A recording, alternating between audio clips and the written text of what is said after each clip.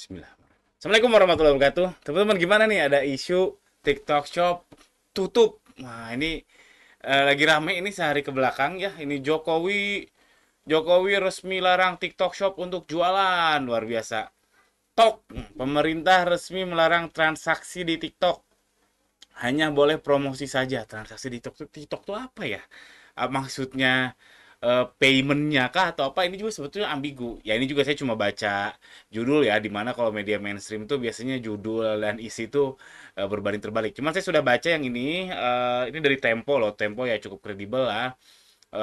Ini salah satu alasannya adalah karena eh, biar melindungi ini ya, melindungi data pelanggan. Dan ini si Pak Teten Mas Duki mention bahwa si Tanah Abang secara umum mana sih tadi? Nah, pada 20 September Pak Teten melakukan sidak pasar Tanah Abang untuk mengetahui kondisi di pasar tersebut. Katanya rata-rata penurunan 50%. Ini ya mungkin salah satu untuk melindungi juga, mungkin ya.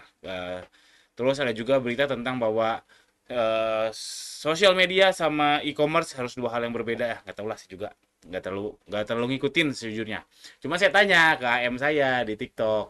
Saya tanya ke Simbanya, Mbak, apa sih yang harus dilakukan ya? Mbak, terkait isu tetes ditutup, implikasinya ke seller apa ya? Terus halo Kak, bla bla bla bla bla, si Mbak si TTS ini, si TikTok ini malah bukan malah ya, menyarankan untuk kita melakukan apa ya? Kayak petisi ya, kayak petisi. TikTok Shop merupakan bla bla bla bla bla bla. Dukungan TikTok Shop bla bla bla. Kami mendorong teman-teman seller untuk menyampaikan apresiasi teman-teman seller terhadap TikTok Shop dan menggunakan pemikiran dan pandangan teman-teman terhadap TikTok Shop bla bla bla bla bla bla untuk menyampaikan aspirasi teman-teman bla bla bla bla bla bla bla bla bla. Kami UMKM di TikTok dan mention di @jokowi. Nanti juga video ini saya mau mention itu. Kami UMKM di TikTok dan mention @jokowi. Jadi disuruh bikin petisi oleh resminya TikTok. Lalu apa dong, per hari ini biasa aja ya di TikTok saya biasa aja, orderan sama aja sepi. Ada lah, ada alhamdulillah, tapi nggak selama seller-seller lain. Ya normal gitu, nggak tiba-tiba nol gitu, enggak.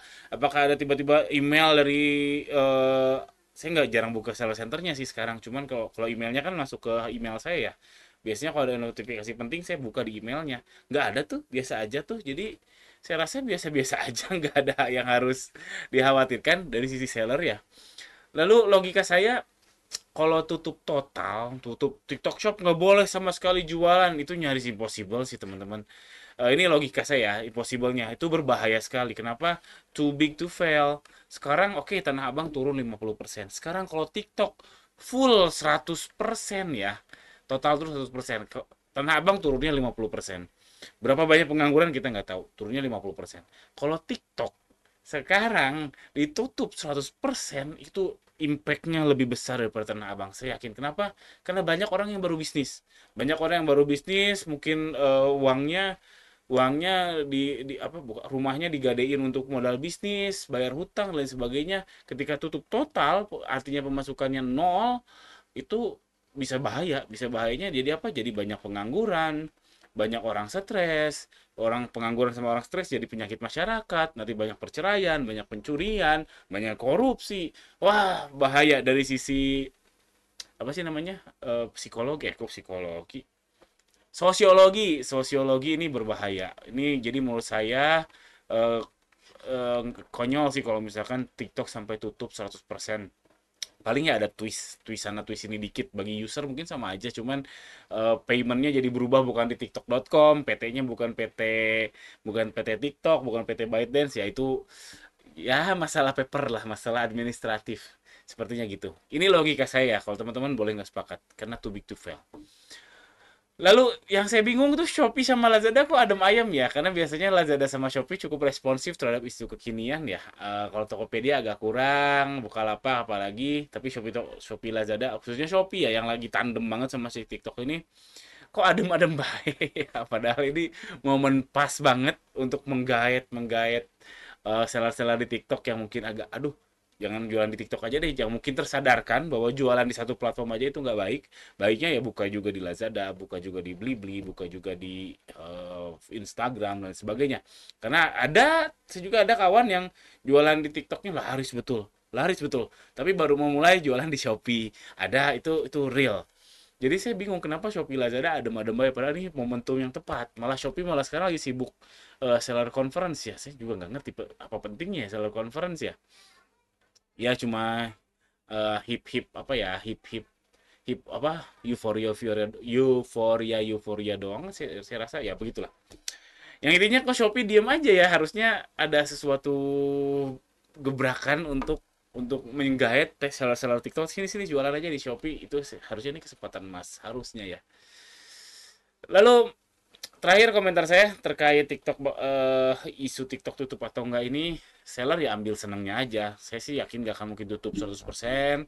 Dari sisi seller mungkin biasa aja, trafficnya juga mungkin biasa aja, atau makan trafficnya lebih besar karena orang jadi penasaran jual beli di TikTok itu seperti apa. Cuman yang jadi masalah kan di sisi atasnya ya, di politiknya ya, mungkin di sisi administrasi uangnya masuk kemana, dari sisi pembayarannya seperti apa, sisi mungkin aplikasi, kayaknya aplikasi nggak mungkin diatur deh ya, nggak tahu lah. Menurut saya seller ambil senangnya aja. Yang belum jualan di Shopee, belum jualan di Lazada, Tokopedia, salah saya cepet-cepet buka, jangan hanya TikTok aja karena berbahaya.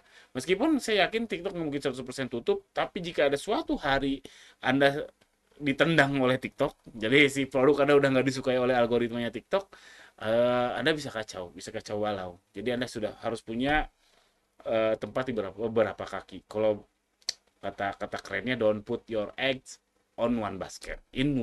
Jadi harus, telur kita harus di banyak tempat. Kalau kita taruh telur di tempat yang satu keranjang besar, keranjang itu jatuh pecah semua. Tapi kalau ada beberapa keranjang, satu jatuh yang lain nggak pecah. Oh itu aja. Silakan teruskan di kolom komentar teman-teman pendapat teman-teman soal isu TikTok tutup ini. Sekian aja. Jangan lupa subscribe. Assalamualaikum warahmatullahi wabarakatuh.